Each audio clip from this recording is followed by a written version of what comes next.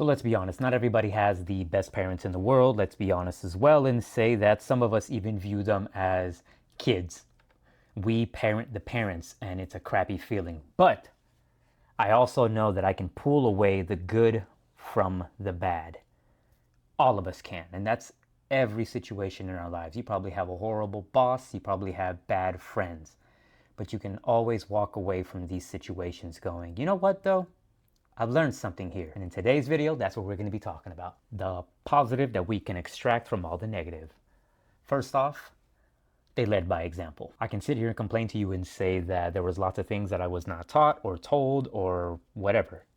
But the fact that I seen both parents throw down in the kitchen, I seen both parents throw down in the house, it let me see, A, what it is that they're actually asking for. But because I seen the way you mop, I know you like to mop this way. Or because I seen you do the load of laundry, both parents, it kind of helped me understand that, okay, this is a family business. We all have to do this. And on top of that, I get to see you doing it. So it's not just a do as I say, not as I do situation. Next up, we have, they taught us how to help out at the home, despite of gender. This is mainly, I would say, my dad telling me this. My mom definitely told me to help her out with boom, boom, boom, every now and then, but she kind of knew that we were boys, so she would let us play, with our friends, let us play ball, let us play our Game Boy, Nintendo, whatnot.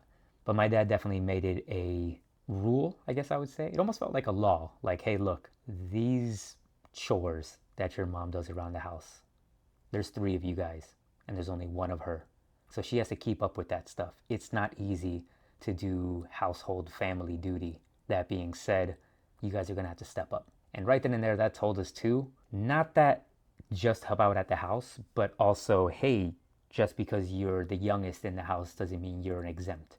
Just because you're the middle child or you're the first child, it doesn't mean that you get any more love or less love. So you guys are all going to have to help out with the chores and the day-to-day processes of just running a household. The next thing I would say would be they informed us how to be parents from, like I just said, with the chores, but also cooking. They let us know, hey, look, aside from you better dress nice and take a shower, no girl's gonna look at you. You better have your nails clean because if the girl sees you with dirty nails, guess what? She's gonna go date somebody else. You have those generic rules that we've learned back in the day. They've also told us if you don't cook, your husband or wife is not going to respect you.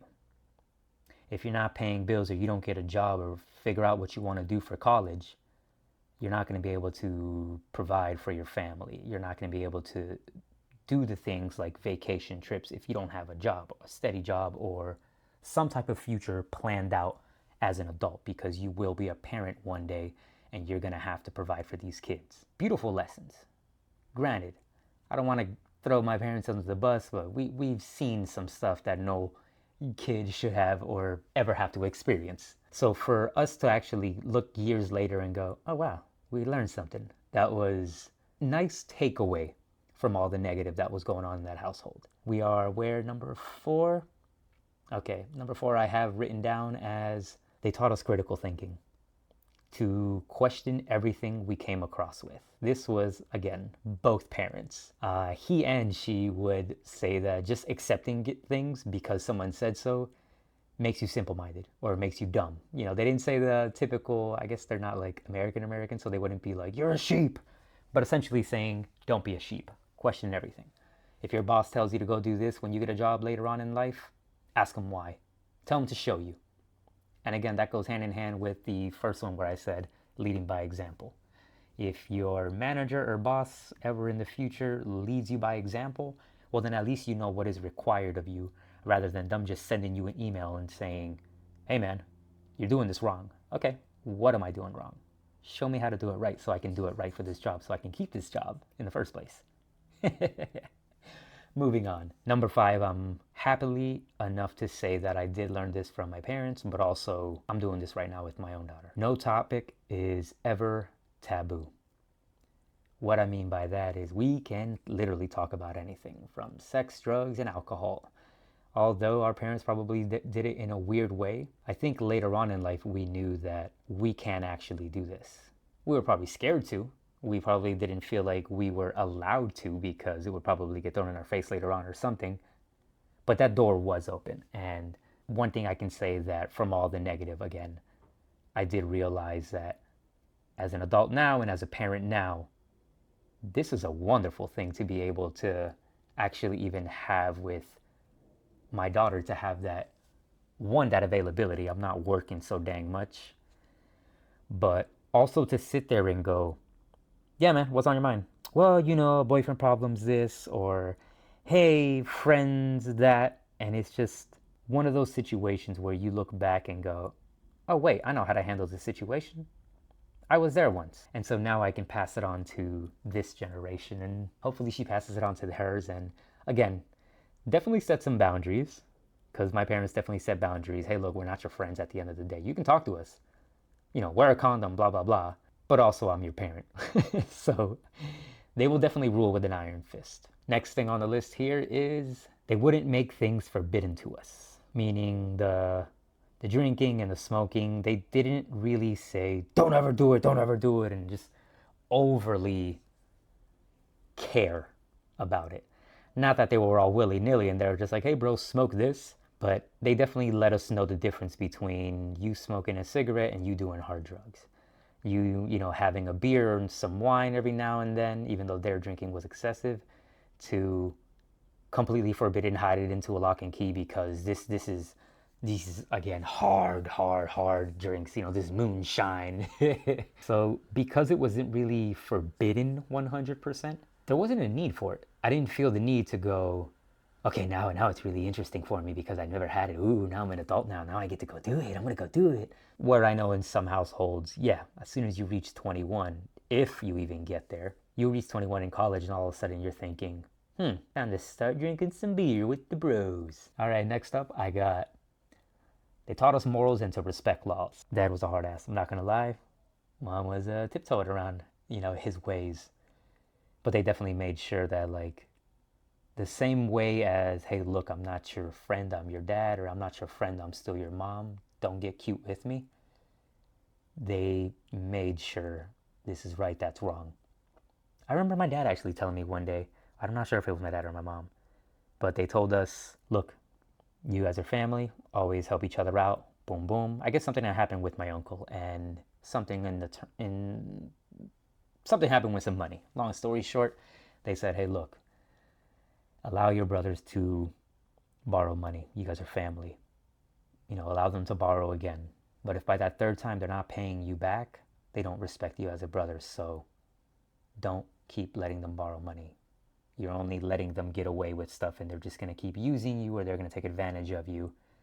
And I carry that with me to this day. Not that I think we've ever gotten to a place of I can't let my brothers borrow anything, but I always keep it in the back of my head that, hey, look, if he doesn't pay me back by that third time, I'm going to call him out, or I'm going to say something. I'm like, yeah, man, I'll let you borrow money, but hey, don't forget about them $20 I gave you.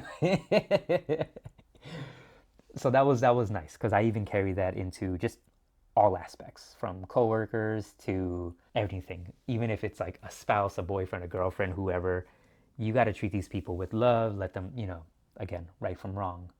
But keep your morals. Don't keep your, I can be your friend, but I'm just going to let you just do whatever. No, definitely not. Taught me cooking. I started out with the egg, or any egg dish, and gradually moved up. How was that a negative to positive? This is how. So the only reason that I started to learn any type of cooking or any type of chores or kitchen stuff, or for that matter, was that I had brothers who I've gotten into constant battles with. Whether it was punching each other, whether it was a yelling match. We're dudes. We're all three dudes. I'm the middle child, so I definitely fought my fair share. My parents took it upon themselves to go, hey, you know what? Since you want to fight with your brother so much and spend time doing that, how about you come over here in the kitchen? I'm going to teach you how to do some rice. So now my mom got me in the kitchen. I'm watching her boil some water, and then I'm watching her straining out the rice, digging her hand into the rice, because although, yeah, I can say my mom was a pretty woman, she wasn't really one of those, oh no, my nails. So when it came down to kitchen stuff, there was no, I'm going to break a nail. There was none of that. There was no, this is a time to look cute. It was, the food has to be done. You're going to learn how to cook an egg. Now you're going to learn how to do rice. Now you're going to learn how to do rice and beans. So while you have the rice here, I want to teach you how to do the beans. So yeah, it sucked. It was a punishment at first, but that punishment quickly turned into something I can use into my future. So God forbid if something ever happens to me and a girlfriend, me and a wife, me and whoever the woman that's in my life is cooking for me. If they leave me or if they die or something negative also happens in that regard, I can take that tool with me and still be able to feed the kids instead of living off of fast food or TV dinners. Next on the list, I have my dad also really tries to not spend too much time at work so he can come home and be with family every night. Okay. So right out the bat, I'm going to tell you right now, his job was luckily a wake up at 4 a.m. and be at work by 4:30, 5 o'clock in the morning. And then getting home around like 10, 11, 12, depending on how much he has work. He would come home, probably eat breakfast or sleep right away. We'd take off his boots. He was a horse jockey. So he'd come home, we'd wiggle the boot off the left, wiggle the boot off the right foot, and then he'd just boom, knock out for a couple hours. Wake up, shower, and then boom, we start the day. He's either going to jump in the pool with us, he's going to take us to the store to get groceries because we have to learn that these are things he's teaching us. We're not even knowing, but he's teaching us that this is life. You're not just going to sit at home and play video games. No, you're coming with me to pick out the groceries. How much meat did we get? How much chickens did we get? Did you guys get your cereal for yourself? Yeah? Okay, cool. Boom. Let's keep next aisle or whatever. So cooking actually was a punishment. Sidebar, reading in Spanish was also another punishment that I'm just now noticing, not even thinking about my my own personal thing with the cooking, my script rather. Yeah, even learning Spanish, I remember he hear us fighting, he'd pull us aside and be like, "All right, look, here's the Spanish newspaper, the Miami Herald," or he'd grab the Bible if or anything. I hated the Bible at that point in my life, and it was because y'all want to fight over the video game so much. Nobody gets to play the video game. You read the newspaper. You read the Bible. Go pick a section. I don't care what section. You're gonna read it to me, and then I'm gonna ask you to say it in English for me. At that point, I was not reading Spanish. I was sounding out vowels because all I knew was to speak it. I did not know how to write it, spell it, none of that stuff. So I definitely learned how to read in the native tongue or in the family language because of punishments. So yes, negative stuff, crappy parenting, but in hindsight, it wasn't crappy parenting. He was giving us tools to use for the future. Thank you. Up next, I got allowing people to discover boundaries on their own. I think I wrote that. That was a self. Yes. Okay. So the reason I wrote that was because of self-regulating in the future. I promise you right now, there are some people that I know that are around my age that do not self-regulate their own emotions, their own thought processes. They're still easily influenced. Luckily, my dad was so strong and my mom was very strong to the point where they don't just follow people. After a while of growing up and becoming, I guess, whatever mature adult I became, I started to notice that both of my parents were like the cool couple. Granted, behind closed doors, it did not feel like that at all. It definitely didn't feel, and again, I don't feel like throwing my parents under the bus here. But because of all the negative stuff that we used to see behind closed doors, and then to see it as an adult of like, oh wow, my parents were the cool people. They were like the friend's house that everybody crashes at. Thanksgivings, Christmas, all the holidays. Even people whose kids didn't have money to go to like a Chuck E. Cheese or something, we would host their kids' birthday parties at our house. It was so cool. Why am I saying all that? Because he allowed us to just do whatever we want. My mom, same thing. Hey, look, you should, pack a jacket. It's gonna rain. No, mom, it's cool. I don't think it's gonna rain. It's a little cloudy, but it's not gonna rain. Her ideas was pretty much this. My dad, too. All right. I'm going to let you do whatever it is that you want to do. You can figure that out when it starts raining. Okay, you wanna wear your rain boots in July? Yeah, let's see how stinky and sweaty your feet get. No, but you do you. You do you. You're gonna learn today though. And I appreciate that because it wasn't a I said come back inside and put on your boots. I've seen parents do that. So I'm grateful that they did allow us to just kind of do experiment with life, try it out. I mean, obviously they said no drugs and blah blah blah. But for the most part, they let us just live life. And when life kicks you in the butt, then they can come around and say, I told you so. But it was always a let me experiment first. Let me build the house of cards, walk by, turn on the fan, and then whoo, they could have easily said, hey, look, if you turn on the fan, the cards are going to fall. Instead, they're like, oh, you're turning on the fan? Okay. So that was also another thing I can take away from these people. The knowing when to say no and how to set boundaries and stand by them. Going back to both parents being just ruling with an iron fist. They were consistent in that, and I love them for that. If they decided to say no, well, guess what? It was no. And it was always going to be a no. It wasn't a no, well, maybe, I don't know, go ask your mom. Or no, I would really you not, but I mean, I guess it's okay this time. Go ask your dad. They didn't hot potato it back to each other. Every now and then, depending on how they were thinking on the inside, or if the day was a good day or a bad day, they may waver, but for the most part, they knew when to say no. Hey, can we sleep over? No. Oh, come on. No, you slept over last week. You're not going to sit here and sleep over everybody's house every single time.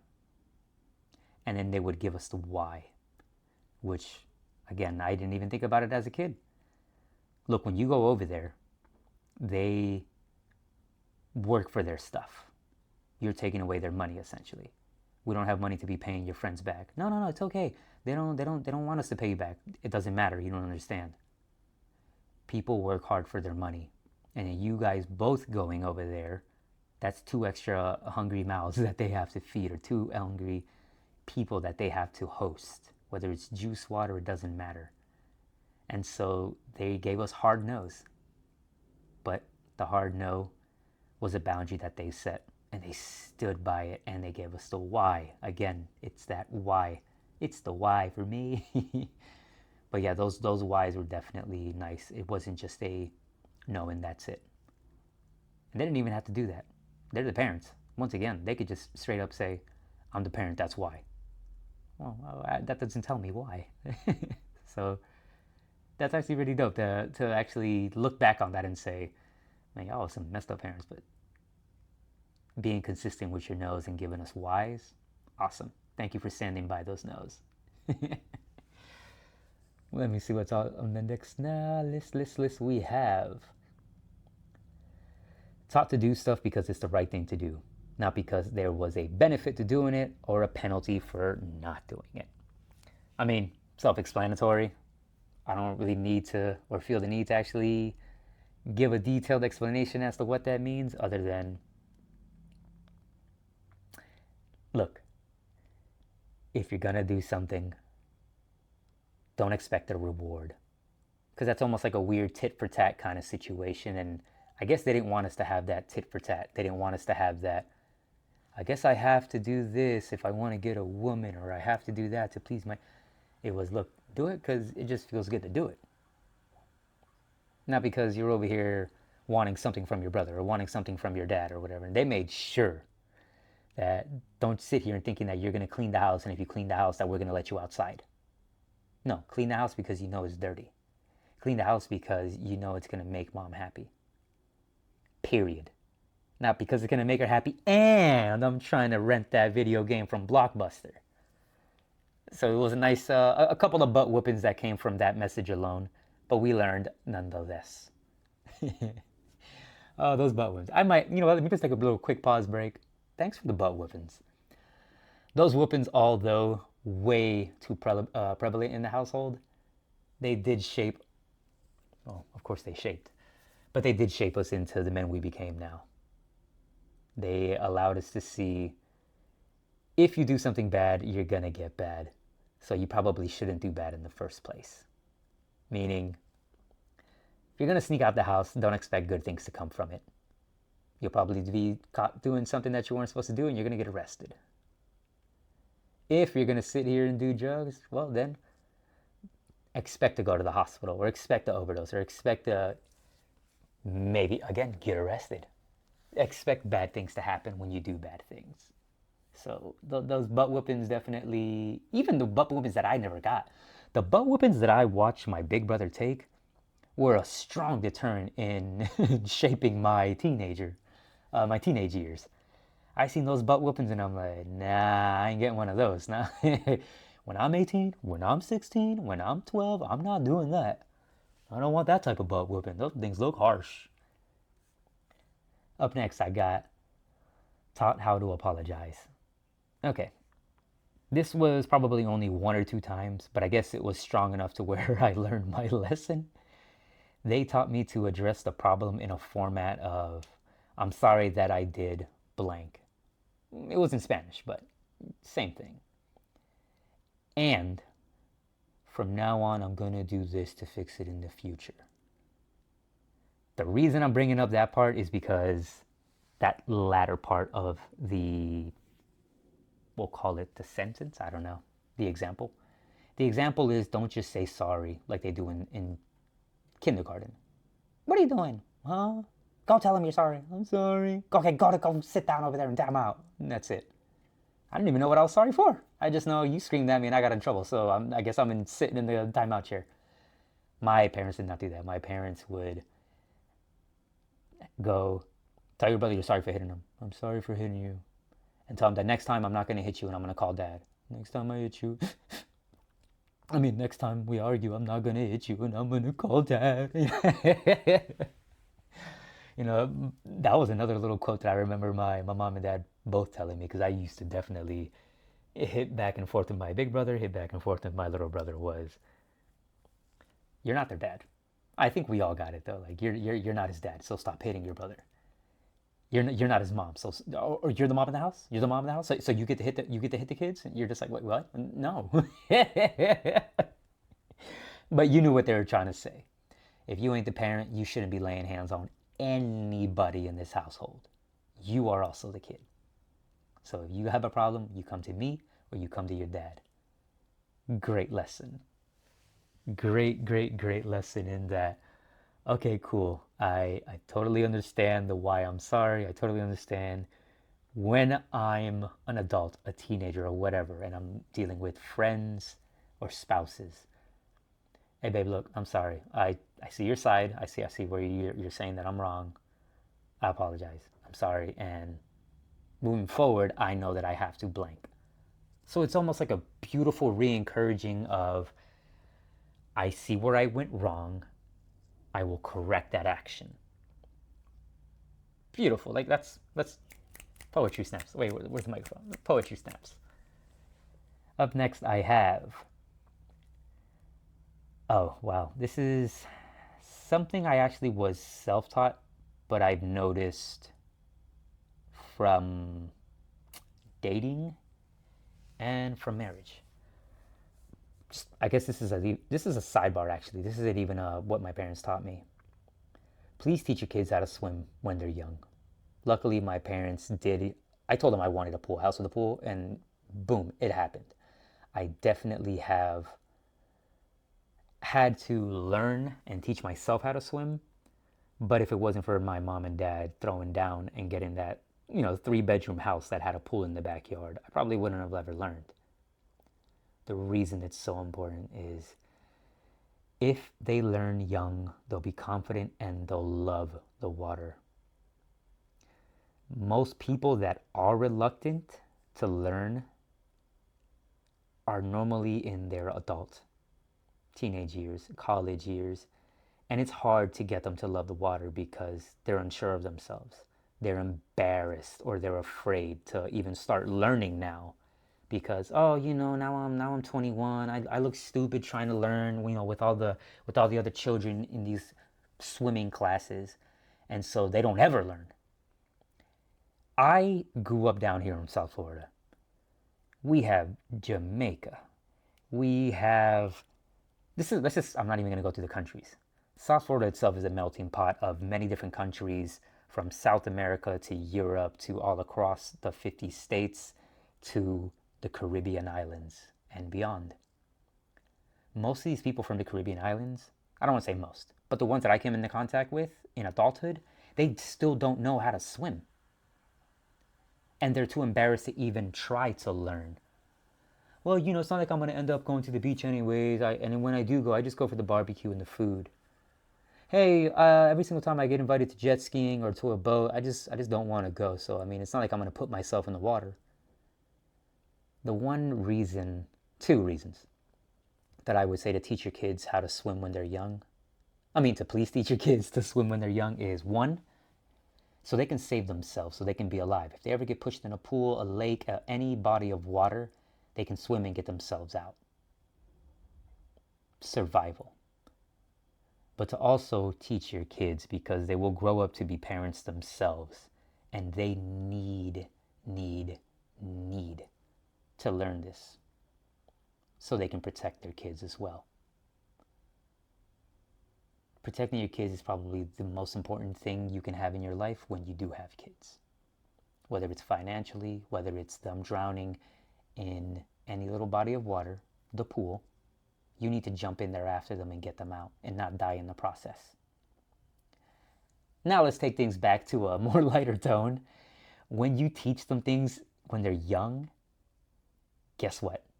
It opens up so much of like different activities. They can do scuba, they can do snorkeling, wakeboarding, water skiing, surfing, jet skiing, boating, fishing like fishing in the water as opposed to fishing out of a pier or off a bridge somewhere. Surfing, I don't know if I just said surfing or not, but so many more things open up. If you've ever been to Mexico, if you've ever been to the Caribbean islands, if you've ever been to a water park, you know that most of these excursions, or you know that most of these activities that they have to do are going to be probably water related anyways. So you might as well just teach them when they're young and have them learn. It opens up so much doors. I'm beating a dead horse. Let's go to the next one. They owned up to their mistakes and apologized to us when they were in the wrong. And I respect that. Now, although this is very few and rare in between, because again, ruling with the iron fist, you kind of can't show that you're weak, you kind of can't show that you're wrong. However, that being said, there was definitely some times that impacted me the most. And I want to say both of them. I remember the mom hitting me with the belt. Even though I ducked out the way, she hit my face. Whatever I did in that moment, all momentum was lost, all anger was lost, and she stopped and goes, OMG, I didn't mean to hit you in the face. Please don't ever move out of the way again. You saw how I hit your face? Look, I'm so sorry. That was wrong of me. I was so angry that I just swung and I didn't know, whatever. Granted, this wasn't she truly messed up. It was mainly me. But just for the fact that she can get out of anger mode real quick, like she can time out. Hey, look, I didn't mean to hit you in the face like that. That right there shows the human that these parents weren't these scary godlike figures that I've seen of my entire life up until that point. It showed that Superman and Batman, do you bleed? It was definitely oh wait, God bleeds, so I don't really need to be scared of them that much. Like these people are literally just humans too. They're just older than me. Like there's somebody else's kids. They're just older kids. And like I wrote down, I definitely respect that. I'm going to give you an example of my dad as well. I remember it was so funny because we're so used to my dad never being wrong, like literally all the time. So this happened, I think, me and my big brother. My big brother had did something. He got blamed for something else. He gets called in, and then I get called into the room, and I'm like, ah, here we go again. We're both gonna get whooped. You're gonna get whooped for doing the thing you did, and I'm gonna get whooped just because he doesn't want me to follow your path or follow your mistakes. So he whips me as like a, let me whip you before you do this stupid thing that your brother did. Those butt whoopings suck so much. Okay, I digress. We get called into the room. Fast forward, he's screaming top of his lungs. He got the horsewhip ready in his hand, and we're like, oh man, this thing's gonna get swung at one of us. And it's not like he has a precursor. He doesn't have. My dad was like a cool boxer. He doesn't have that tell where like you see a shoulder nudge or you see a shoulder move forward, and then the body pivots, and then you know it's coming. He just kind of like, whoosh, like a horsewhip. He just kind of. That being said, it turns out he was screaming at something that my mom had did. And then my big brother, of course, because now he knows, oh, you're not even tripping over the thing that I did. You haven't even mentioned the thing that I did. So now he's feeling himself. Now he's feeling cocky. Now he's like, hey, yo, dad, real quick, that wasn't even me. That was none of us. We were in the room the whole day. Well, then who did it? Who did it? I don't know. But we were in the room the whole day, playing Nintendo or whatever. And then I left the room to go clean the bathroom like you told me. And then, he stayed in the other room playing Nintendo. So then he calls my mom, or my mom comes in. She's like, oh, that's what you're screaming about? No, yeah, I did that because such and such. And then again, he goes from like pacing back and forth with the horsewhip in his hand, like, oh, y'all did it. Y'all did it. Oh, I'm going to get y'all. Well, you hear me screaming in the house. Why didn't you come earlier? You heard what I was screaming about. I'm over here screaming at the kids thinking that they're guilty and you didn't. So now I'm looking at them and I'm like, oh, damn, now they're about to fight because we used to see them, fight all the damn time. And nothing. They ain't fighting. They're literally talking like regular adults. And I'm looking at my brother like, yo, did we just dodge a bullet? Like, what is this? This is funny. Like, what the hell's going on? Like, they're talking it out. Somebody get the video camcorder. And yeah, right then and there, my mom's like, nah, yeah, I did it because such and such. Okay, well, I'm sorry, guys. I didn't mean to scream at you. Meanwhile, he's still waving the horse around, but he's like pointing at that. I was like, I didn't mean to scream at you, and I didn't mean to scream at you. But next time, if you hear me, screaming at you for something you didn't do, definitely tell me, because I don't want to be screaming at you, and then I'm in the wrong for screaming at the wrong person. And then we were like, okay. And he's like, hey, but for real, I'm sorry. I didn't mean to be like this with you guys. And then he just lets us go play a game or whatever. As we're walking away, like as we're dismissed, he's like, if you want to go outside, you can play. I guess he felt so bad. He's like, if you want to go outside and play with your friends, you get to go outside and play with your friends. Again, this is not something that he wants to do normally, or that's something that he normally does. So just me hearing that and me looking at my big brother and my big brother looking back at me, it felt like not only accomplishment, but it felt like it was like some weird maturity thing that we've witnessed for the first time. And it was so, I don't even know what words to put. Awe, we were shocked and awe. As an adult, I remember that same scenario even right now, and I'm going, yeah, man, that was dope. Like, he owned up to like, hey, look, I was wrong. I messed up. I'm sorry. That was so cool. Okay, up next. How to keep a promise and be a man of your word.